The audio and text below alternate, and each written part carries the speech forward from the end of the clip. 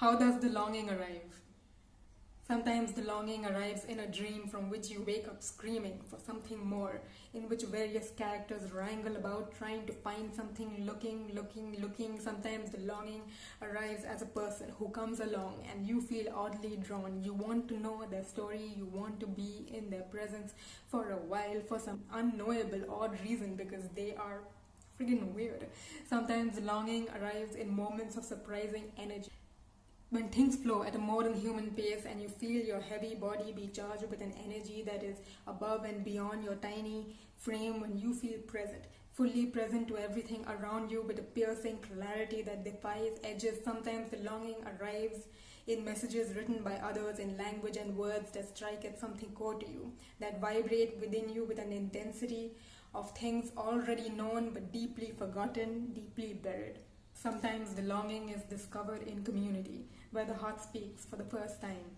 Sometimes the longing is to simply belong, to be like that bee that lives right in that place in the world where its role is to make trees happen by sheer movement and dance. Sometimes the longing comes from that rumbling place of laughter when the heart feels light enough to let go its masks. And sometimes the longing emerges when you are done and desperate and crying on a winter's day, screaming into that absolute emptiness in which you have yet not come to believe, an urgent plea, a shout out to be helped, to be shown a way, to be pulled out of this intoxicating grave. How do we discern the call?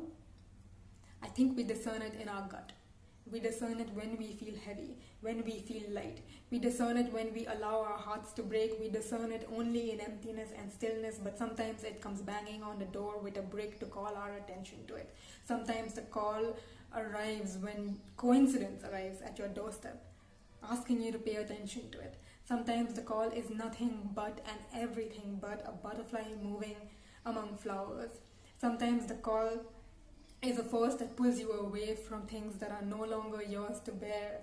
It is not always a force that pulls you towards. It's also a force that pulls you away. Sometimes the call is felt in the pit of your stomach, arising as that nagging feeling that says so inconveniently, "This is not me, this is not me," to things that arrive at your doorstep.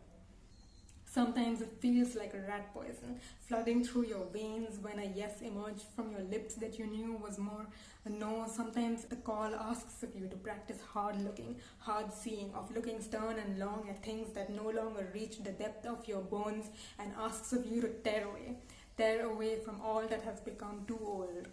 Sometimes the call asks nothing more of you than that you love yourself, because you are not damaged. You are whole, you are bigger, you are wider, you are deeper than this brain that you have been walking around with in this tiny human body that can barely hold the largeness of you.